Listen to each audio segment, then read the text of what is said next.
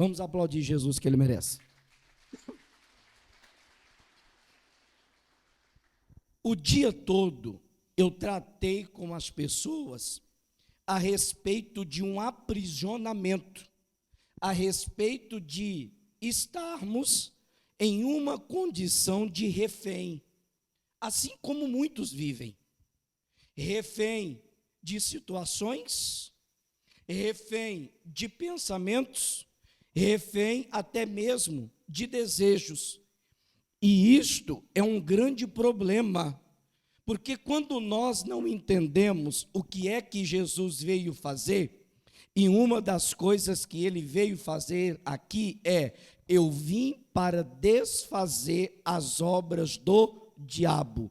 Nós sabemos, como Pedro disse, que Satanás é o nosso adversário, é ele que anda ao nosso derredor, bramando como se fosse um leão, porque o sonho dele é ser um leão, o leão da tribo, que ele nunca será, mas ele tenta imitar, porque o propósito de Satanás sempre foi tentar ser igual a Deus. Mas como o nosso adversário, ele vai tentar nos fazer ficar aprisionados, porque se ele conseguir nos prender, após prender quem quer que seja, ele vai destruir, ele vai matar. João 10:10 está escrito que o diabo veio para roubar, veio para matar e veio também para quê? Para destruir. Preste atenção no que eu vou lhe falar. Assim como muitos já estão reféns nas mãos de um espírito dominador que quer controlar a nossa vida e possivelmente levar a nossa alma para o inferno. Entenda isso aqui à luz da palavra de Deus. Muitos estão refém de um pensamento errado. Por exemplo, estou acostumado a lidar com isso, mas sempre quando eu ouço, causa um certo tipo de espanto, apesar de pregar, já tenho alguns anos, e lidar com essas situações. Mas, geralmente, como que o diabo faz alguém refém? Com o pensamento. Como sempre tem acontecido aqui, algumas pessoas até esclarecem, conversam comigo, falam comigo acerca do que elas estavam pensando, outras não têm a coragem de falar. Mas, recentemente, por exemplo, chegou uma pessoa até mim e falou assim: olha, pastor, eu ouvi o que o senhor estava pregando, ouvi o que o senhor estava falando, e eu disse assim, contaram da minha vida para o senhor. Quando eu acabei de pensar isso, o senhor falou assim: você está pensando que alguém contou da sua vida para mim? Quem está me falando é o próprio Espírito de Deus. A pessoa pensou assim, além de dizer tudo aquilo que só eu e talvez a minha família sabia, ainda é mentiroso, porque está falando que não falaram nada. E às vezes quando você ouve, você fica assim, até meio espantado. Por quê? Porque em regra, nós somos tentados a ficar de uma forma presos e refém de uma situação, como o pensamento errado que às vezes você alimenta. Como muitas pessoas têm oportunidade de pensar o que quiserem. Agora entenda, se não for da parte de Deus, este pensamento vai acabar destruindo você. E talvez é por este pensamento que a destruição já está à porta. Por quê? Porque o diabo sabe muito bem como prender, amarrar, trancafiar a vida de alguém. Talvez o seu caso não é refém de um pensamento, mas é ser refém de um desejo pecaminoso. Exemplo, lembra lá do jardim do Éden? Deus proibiu, olha, não coma desse fruto. Mas a Eva olhou para o fruto, ficou olhando, e a Bíblia diz que ela viu que o fruto era agradável aos seus olhos e desejável para que ela comesse. Por onde o diabo a aprisionou, por onde o diabo fez com que eles ficassem refém nas mãos dele, através de um desejo errado, como às vezes ele aparece para nós, com um prato, com uma bandeja aparentemente prazeroso e lucrativo, mas se não é de Deus, por que que às vezes você está pegando? Aquilo vai custar caro para você, como custou para Esaú, que trocou o direito da primogenitura por um prato de lentilhas. Assim muitas pessoas, inclusive dentro da igreja, que não estão sabendo lidar com os desejos. Quais desejos?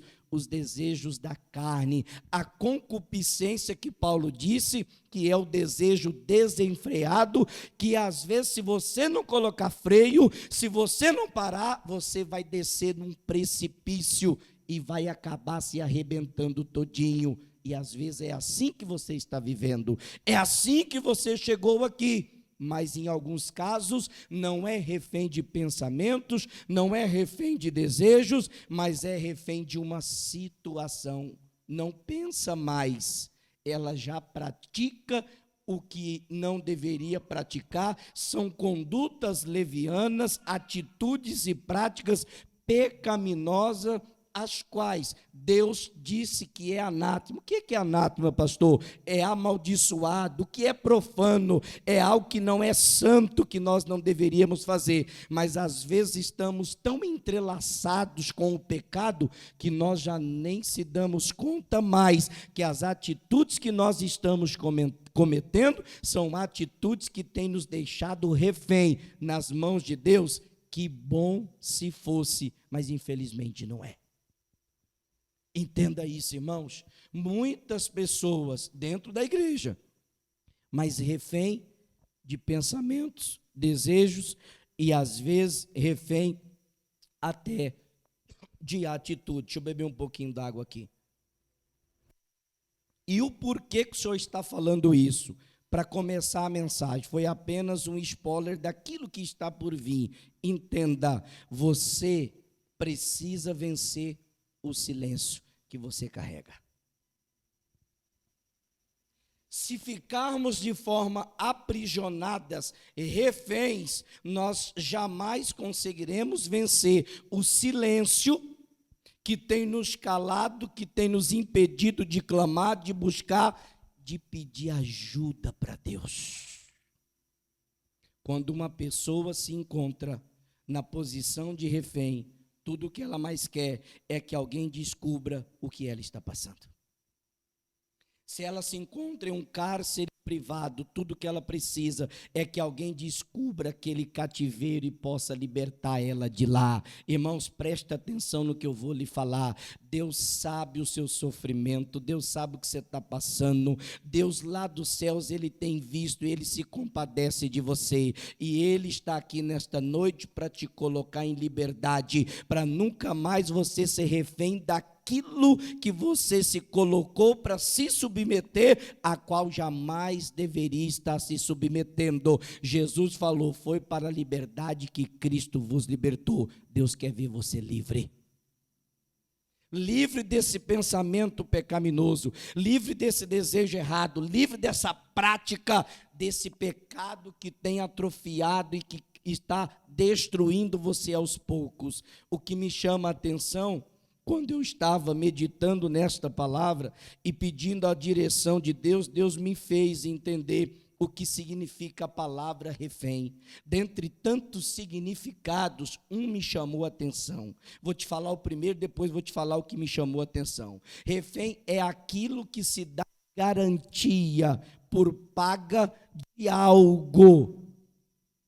Então você pega uma garantia, entrega para alguém como pagamento daquilo que você espera que aconteça. Mas o outro significado é que ninguém coloca refém ou em prisão o que não tem valor. Refém é algo que tem valor. Pastor, como assim? Deixa eu te falar algo. Se você, por exemplo, for olhar para o mundo físico, você vai entender. Em regra, digamos que tem um grande empresário na cidade e os assaltantes começam a sondar a vida dele, a observar.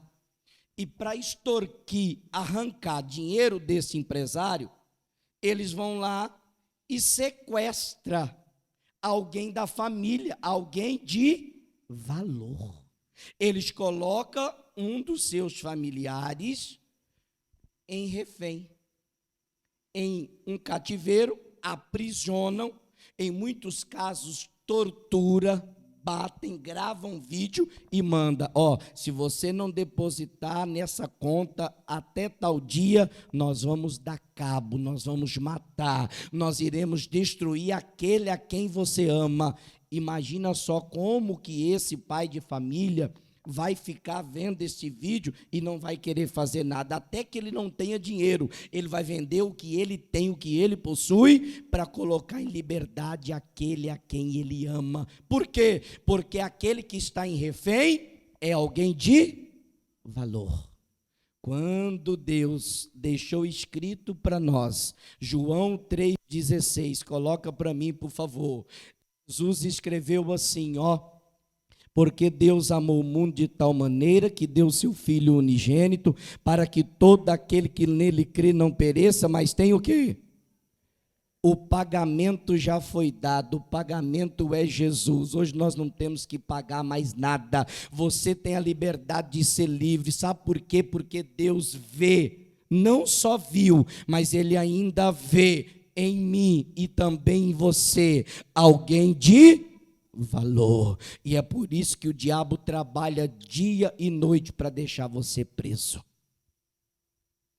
para não ver você livre, para atrofiar, para enredar, para prender, para segurar, para não colocar você, não deixar você como é o plano original de Deus, porque foi para a liberdade que Cristo nos libertou. Jesus morreu, ele foi dado em condição do pagamento. O resgate já foi pago, diga graças a Deus por isso. Jesus trouxe para nós a liberdade, Ele trouxe para nós o que nós precisávamos, Deus deu isso, então nós somos alguém de valor, e é por isso que o inimigo trabalha, sabendo que você é de valor, para levar constantemente você a pecar contra Deus. E sabe como é que ele faz? Deixando você calado, deixando você em silêncio. Tem pessoas que estão refém de uma situação e elas não conseguem se abrir com ninguém, elas não conseguem se comunicar, elas não conseguem viver em sociedade, elas se fecham no seu próprio mundo. Como hoje uma irmã após o culto mandou uma mensagem para mim, olha o que o diabo colocava na cabeça dessa irmã, pastor, eu pensava, será que Deus vai se importar com esse problema que eu estou vivendo? É por isso que eu nunca falei nada, é por isso que eu nunca clamei, é por isso que eu não fiz nada para que Deus pudesse mudar, porque eu pensei que Deus tinha tantas coisas para fazer do que se preocupar com esse probleminha. Se era um probleminha, então por que você estava sofrendo? Então não era um probleminha. Mas a irmã mandou, está o áudio aqui, ela mandou dizendo isso para mim, ela entendeu a palavra, ela venceu o quê? Venceu o silêncio, sabe por quê? Porque uma das coisas que o diabo coloca na nossa cabeça é para você não pedir ajuda. Acabou o culto das 9, a irmã chegou para mim, meu amigo, bem aqui na frente do altar, falou assim, pastor, eu saí da minha casa hoje, desde segunda-feira, o diabo está colocando na minha cabeça, não fala nada para o pastor, não pede ajuda para ele, se isola, só vai no culto, acabar o culto, vai embora, não conversa com ninguém. Ela chegou no culto das 9 e o chicote pegou para todo lado. Acabou o culto, pastor, está me perdendo. O que eu fiz, irmão? O senhor não fez nada, era eu. O diabo estava me usando, porque o diabo quer fazer isso com a gente, nos calar, prender, e para que a gente não venha vencer o silêncio que está aí dentro e que está destruindo você. Você já parou para pensar o quanto isto está lhe prejudicando? Às vezes é o marido que não consegue se abrir com a mulher. Não, porque o homem é mais ou menos assim, né? Meio machista, e acha que ele é muito forte, e que ele não possui fragilidades, fraquezas, e quer mostrar, muitas vezes, o que no momento ele não está sendo. O quê? Forte. E às vezes tem coragem de pedir ajuda, como muitas vezes eu já ouvi, como muitas vezes talvez você pensou e você falou, vou pedir ajuda nada para o pastor, para quê? Sabe o que se dá a isso? E qual o nome que se dá a essa atitude? Pergunta para mim, qual, pastor? Orgulho. E orgulho é um demônio. Você vai querer continuar com esse demônio na tua vida? Por que você não abre a boca e peça ajuda? Por que você não fala? Por que você não pede para Deus, como aquele hino que é tão bonito, irmãos, que diz assim: deixa Deus te ajudar, Ele tem ouvido as tuas orações, dê uma chance para Jesus, Ele não está na cruz, está vivo e quer, conta para Ele onde está a sua dor, para tudo Ele tem uma solução. É só uma questão, Ele está neste momento intercedendo por você.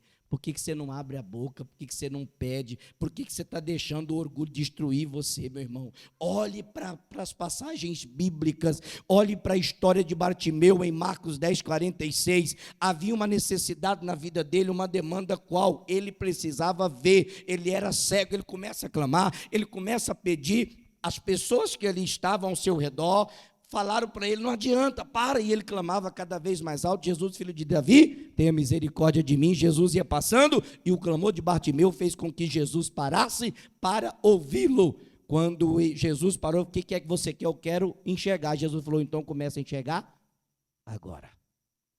Quando você vence o silêncio, quando você pede ajuda, quando você descobre o teu coração, quando você fala o que é que você está passando, o que é que você está vivendo, Deus já começa a entrar em providência na mesma hora. Mas o diabo não quer que você fale. Quantas mulheres sofrem dentro de um relacionamento e não tem coragem de expor? Não é expor para as pessoas. Eu não estou falando de você expor para uma pessoa, um ser humano qualquer.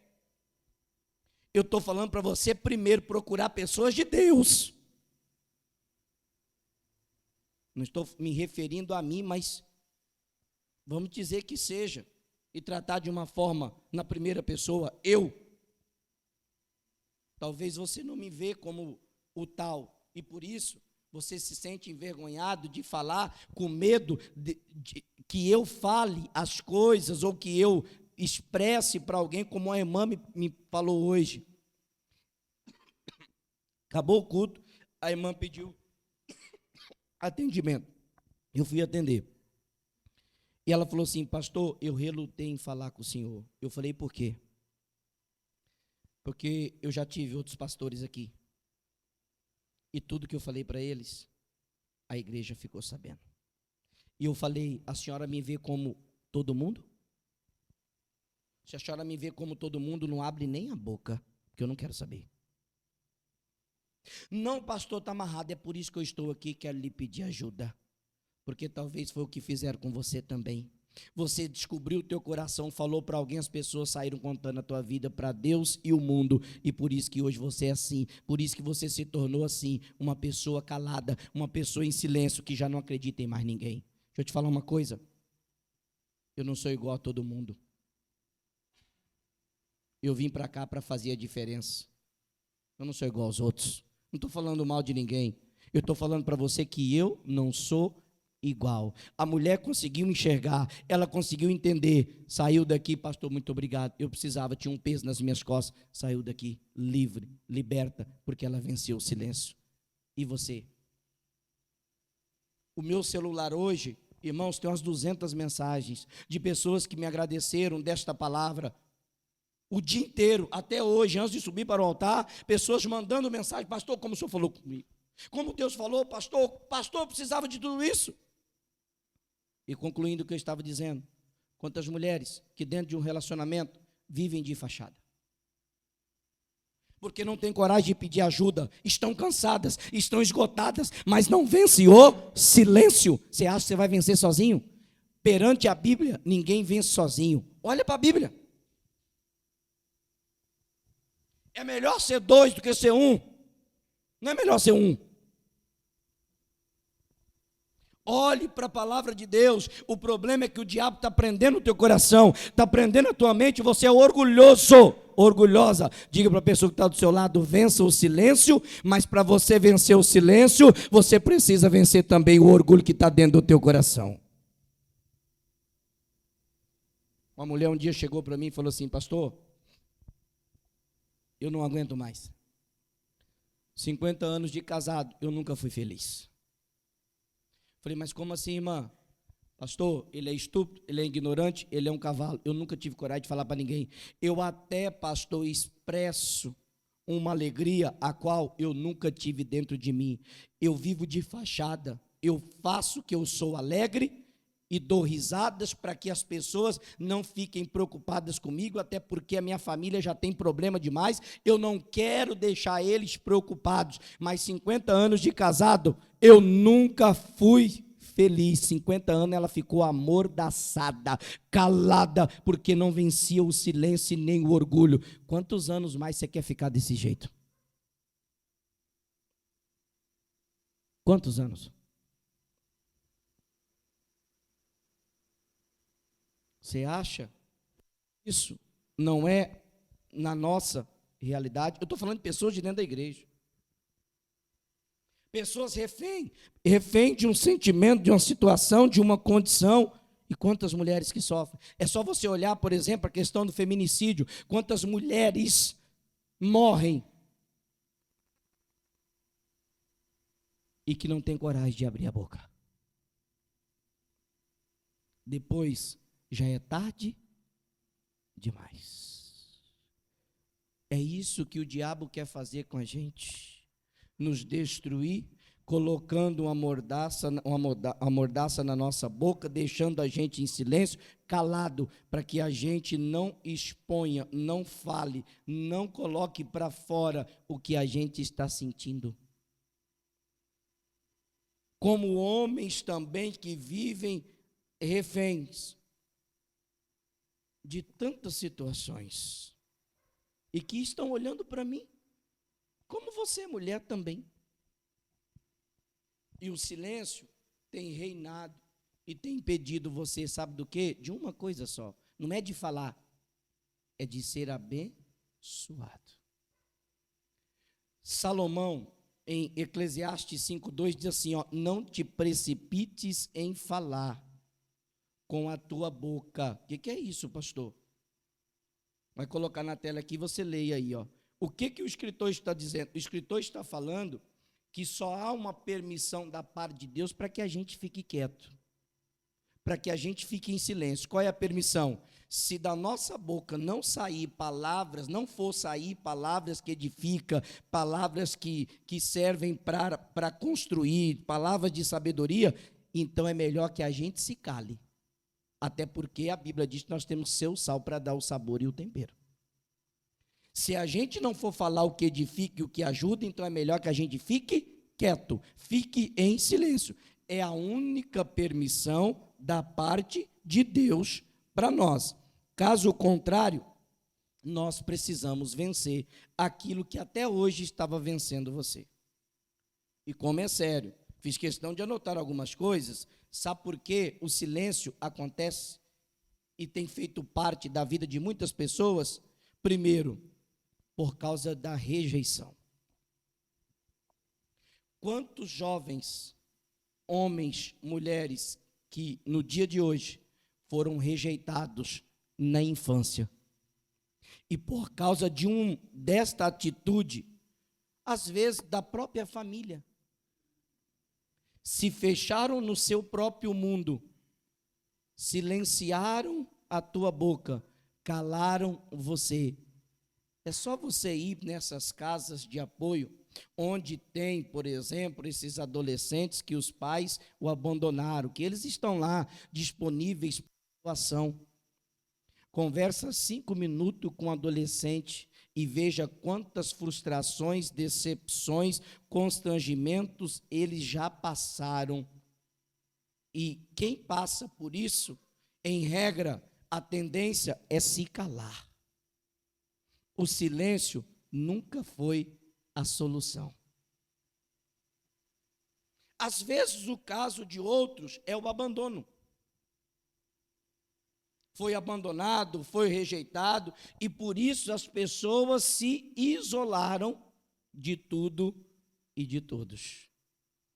Lembra quando Deus fez o ser humano?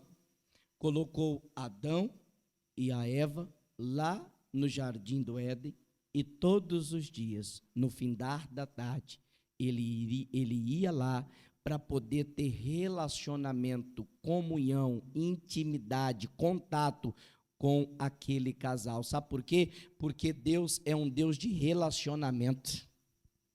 Quantas são as pessoas que, por causa do silêncio, não conseguem se relacionar com ninguém? Entra na igreja muda e sai calada.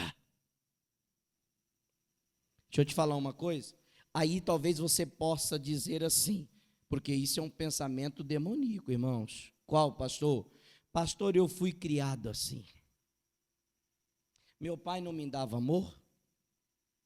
Os meus pais não tinham esse negócio de abraçar, não tinha esse negócio de colo, não tinha esse negócio de afeto e de carinho. Ok, eu entendo. Só que Paulo disse, em 2 Coríntios 5,17, que se alguém está em Cristo, nova criatura é. As coisas velhas se passaram, e eis que tudo se faz. Quem aqui está em Cristo, levante a mão e diga, eu estou. Então, por que você ainda permanece com o silêncio? Porque quem está em Cristo já foi transformado em um novo homem, em uma nova mulher. As coisas velhas se passaram, independente do que você viveu. Se teve afeto dentro do lar, se teve carinho do pai, da mãe, se teve isolamento, rejeição ou abandono. Quando você encontra Jesus, tudo se torna em novo. Sabe por quê? Porque a gente se converte em um novo homem e uma nova mulher. Por que você está se permitindo ficar desta forma?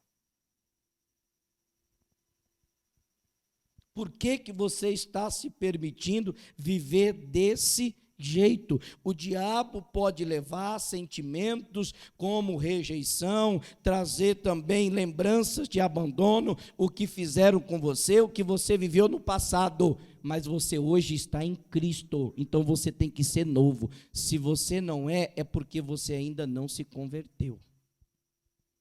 O pensamento errado pode vir, a situação adversa pode surgir, as lembranças do passado pode tentar lhe acusar e trazer um fardo sobre os seus ombros. Ei, eu sou de Deus e eu sou uma nova criatura. E ponto final. E ele não terá poder sobre a vida daquele que serve a Deus.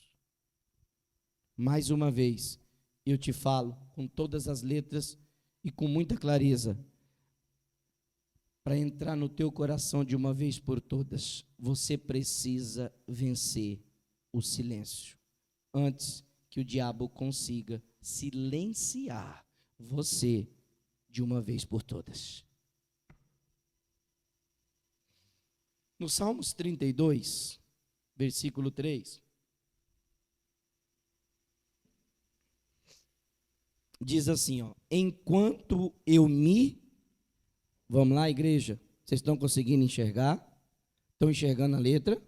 Quem está enxergando, balança a mão, diga assim, ó, isso, então você pode ler. Se você está enxergando, você pode ler. Enquanto eu me envelheceram os meus, pelo meu bramido. Quantos dias? Presta atenção no que eu vou te falar. O silêncio só traz uma coisa. O quê? Sofrimento. É por isso que você está assim.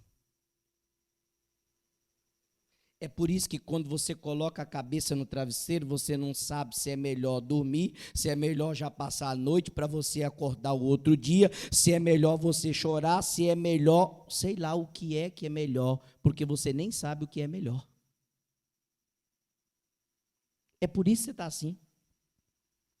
Pelo simples fato de você se calar, de não conseguir expressar o que você está passando, não porque você não quer, mas porque você está refém desse sentimento. Qual? O orgulho. que tem aprisionado e que tem destruído muitas pessoas. Agora, olha aqui algo interessante. Davi está dizendo, enquanto eu me calei, envelheceram-se os meus ossos. Isso é algo comum. O quê? Os ossos envelhecerem. Para quem já tem uma certa idade, quando vai avançando na idade, os ossos vão ficando fracos. E isso não tem pecado nenhum.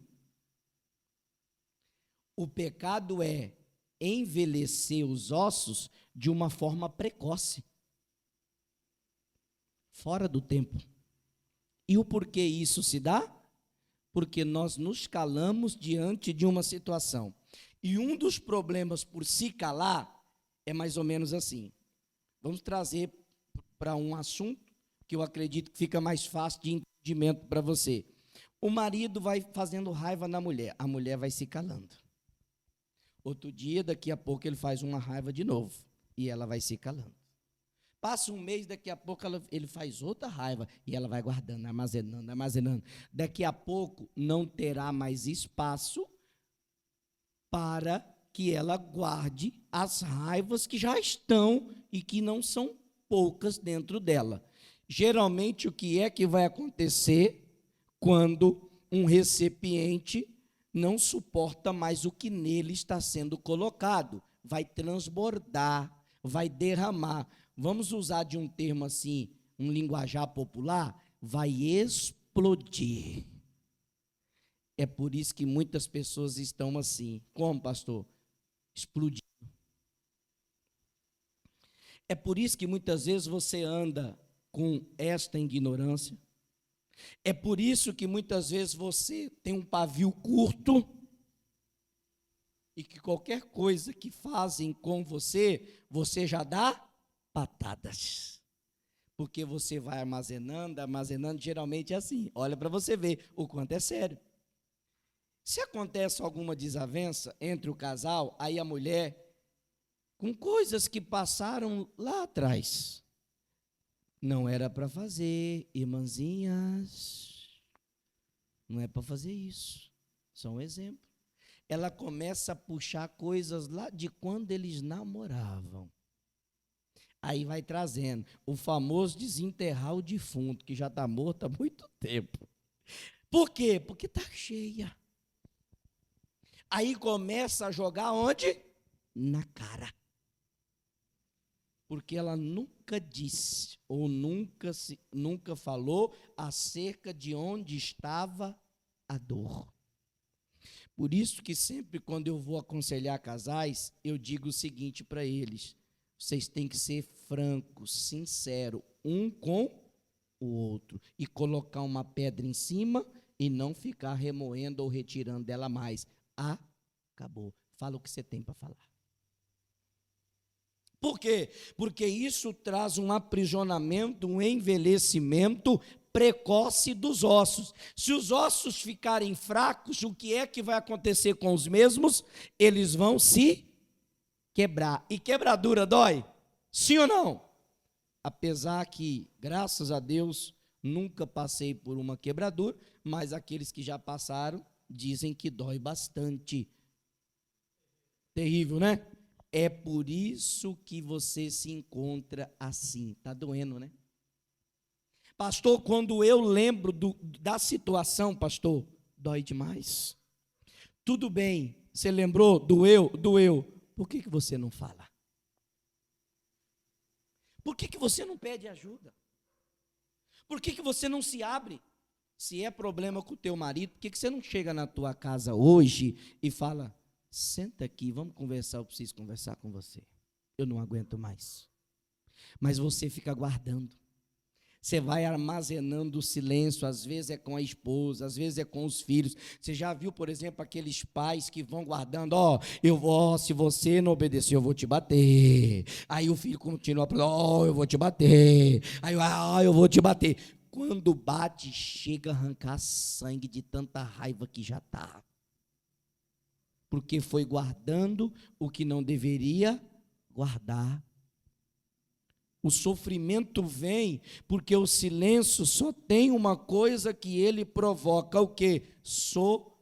sofrimento. É por isso que Davi disse, enquanto eu me calei, envelheceram os meus ossos pelo bramido. Eu gemia, bramido é gemido. Eu gemia todos os dias de dor. Tem gente aqui que não está aguentando mais de tanta dor. Sabe aonde? Pergunta para mim aonde, pastor? Na alma. E sabe por quê? Porque você está calado.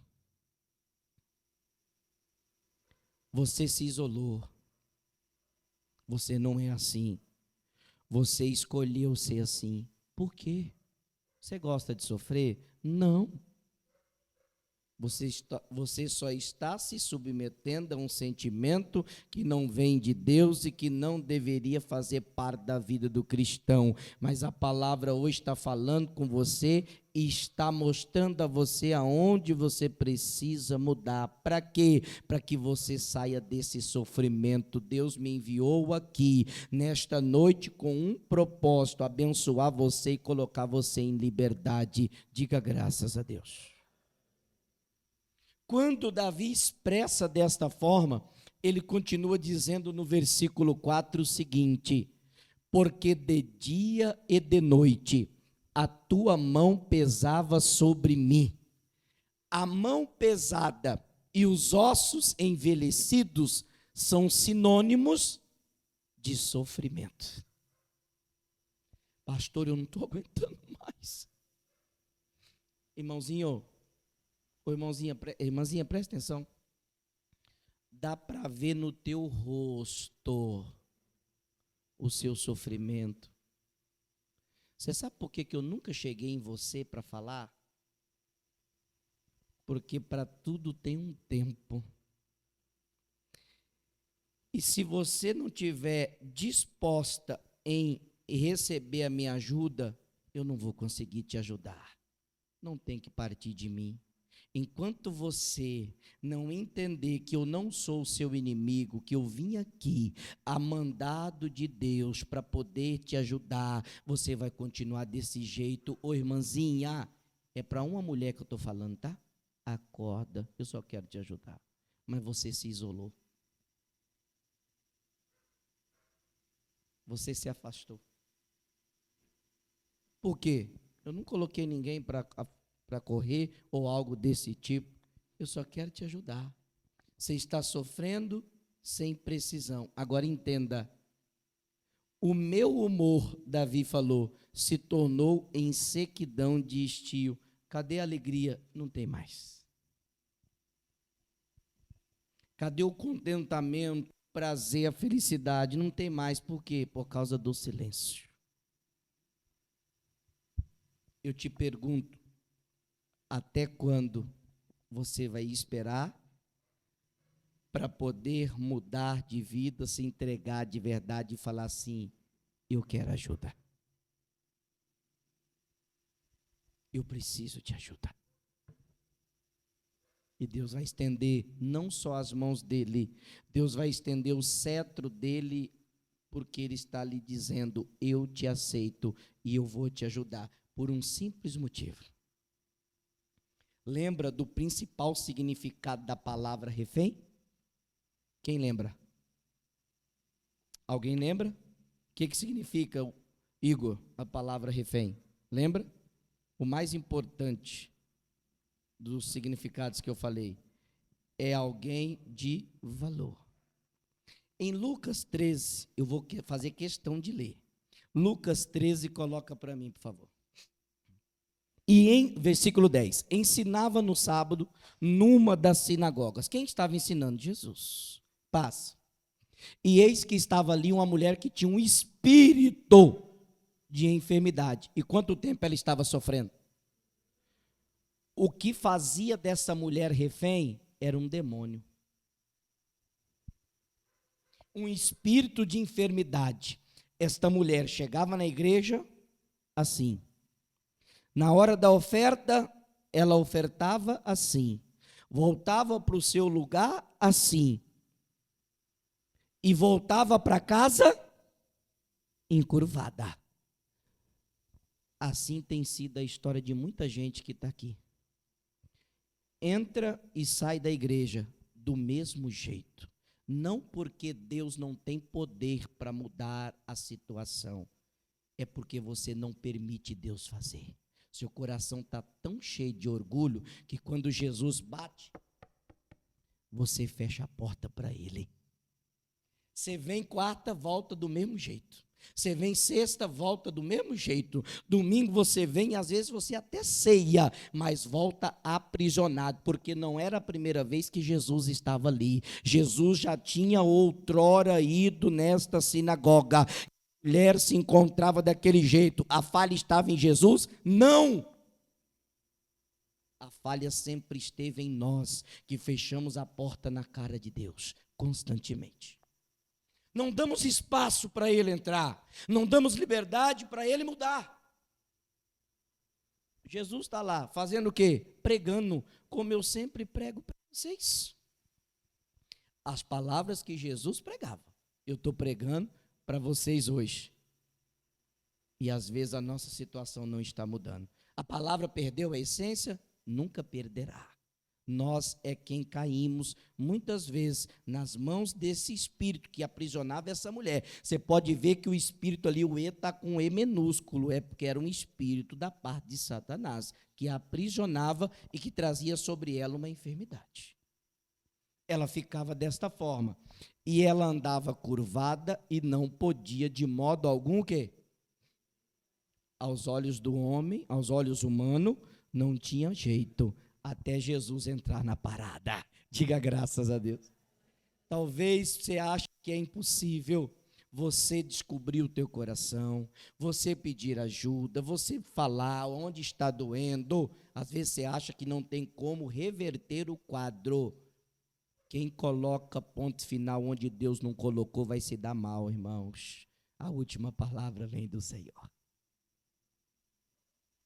Ele quer, sabe o quê? Endireitar a nossa vida hoje. Você chegou aqui todo curvado, cheio de pensamentos condenando você, cheio de sentimentos no coração, de maldade, maquinando mal, cheio de atitudes que Deus condena, mas Deus quer tirar você dessa curvatura, quer endireitar você, quer justificar você. Deixa Ele fazer. Diga para a pessoa que está do seu lado, deixa Jesus fazer. Ela andava de uma forma curvada e não podia de modo algum endireitar-se. Passa. E vendo a Jesus, chamou a si e disse, mulher, está livre da tua? Jesus falou, está livre, mulher. Por quê? Porque Jesus, olha que lindo isso, irmãos. Para essa mulher, quando Jesus falou assim, você está livre desta enfermidade, ela aceitou. E nunca mais ficou refém daquela doença. Que bom se com a gente fosse assim também. Porque o que o centurião disse para Jesus era que uma palavra apenas mudaria a história, e mudou. Às vezes para nós uma só é muito pouco, não é verdade? Nós estamos na igreja, praticamente moramos nela. E quantas palavras nós já ouvimos da parte de Deus, nós só não mudamos ainda. Por que para alguns uma palavra já muda, para outros eles precisam de 2, de 3, de 4, para outros ainda nem descobrir quantas é que é necessária. Parece que a palavra na vida de alguns tem valor, na vida de outros não tem. Jesus falou, olha, fica livre dessa enfermidade, passa. E impôs as mãos sobre ela e logo se endireitou e glorificava a Deus. Os escribas e os fariseus, os hipócritas, começaram a querer condenar Jesus porque aquele dia era um dia de sábado. Não, ninguém pode curar no dia de sábado, não. Jesus começa a dar uma lição de moral neles, vai passando. Jesus começa a dar uma lição de moral, passa.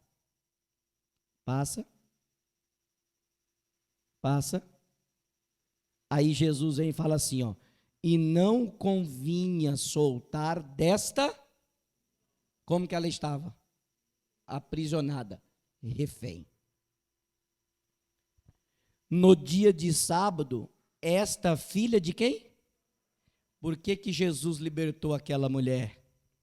Porque ela, como refém, era uma pessoa importante, ela era filha de Abraão. Ô irmão, Deus nunca viu você indiferente. Deus sempre viu você como alguém importante e por isso Ele quer te libertar, Ele quer te soltar. Por quê? Porque você é alguém de valor. Lembra o que Ele falou para Saulo? Vai lá, impõe as mãos sobre eles, dizendo sobre o sacerdote, né, para ir até Saulo, coloque as mãos sobre ele, porque ele para mim é um vaso escolhido do Senhor. Mas o diabo quer te calar. O inimigo, sabendo do nosso valor e da nossa importância, ele também quer nos fazer refém, mas de um jugo a qual nós jamais conseguiremos suportar e até mesmo carregá-lo. Nós precisamos vencer o silêncio. Davi continua dizendo, no Salmos 81, versículo 10, diz assim, ó, eu, o Senhor, teu Deus, que te tirei da onde, pessoal? Deus está falando assim, gente, eu tirei vocês da terra do Egito. Eu sou suficientemente na vida de qualquer pessoa, vocês não precisam de mais ninguém. Olha o que eu fiz por vocês, tirei vocês lá da terra do Egito. Aí Deus fala algo, está faltando algo para vocês? Tá, vocês lembram o que eu já fiz? Eu posso fazer mais. Abra a tua boca e peça, porque eu a encherei. Deus está proibindo que a gente fique em silêncio. Sabe por quê? Porque Ele é o Deus da provisão. Quando a gente vence o silêncio, quando a gente abre a boca, Ele começa a nos encher. Encher do quê? Ele está dizendo que Ele vai começar a saciar todas as nossas fome, todas as nossas sede, todas as nossas necessidades. É Ele que vai suprir. Por isso que você precisa vencer o silêncio, falar, contar, expor, para que Ele possa te ajudar também. Irmãos, que lindo o que Jesus quer fazer, e eu sei que Ele já está fazendo neste lugar. Agora, qual o problema? O problema é que muitos querem buscar uma satisfação distante de Deus. Em João 15,5 disse, sem mim, nada podereis fazer. É com Ele, é abrindo a nossa boca que Ele suprirá as nossas necessidades. Olha para a história do povo de Israel. O povo a quem Deus escolheu para ser o seu povo. Quando eles tinham falta de chuva, a quem eles recorriam? Eles foram recorrer a Baal. Não, vamos recorrer a Baal. Se cortaram, houve derramamento de sangue para ver se caía a chuva dos céus. E choveu? Não. Então não é em outro lugar. Para você ter uma ideia, quando eles se sentiam ameaçados pelos inimigos, está lá em 1 Samuel capítulo 8, ao invés de recorrer ao Rei dos Reis e ao Senhor dos Senhores, eles recorriam em fazer aliança com reis que tinham poderes naquela época. Eles recorriam aos homens e não recorriam a Deus. Entenda, irmãos? Em João 10,9 está escrito, Jesus é a porta e quem entrar por ela vai encontrar pastagem. Pastagem é sustento, somente em Jesus que nós podemos ser sustentados, é Ele que vai dar condição. Não tem em outro lugar. Agora, para que isso aconteça, nós precisamos vencer o quê? O silêncio que está dentro de nós. Em Isaías 43:26 está escrito assim, ó.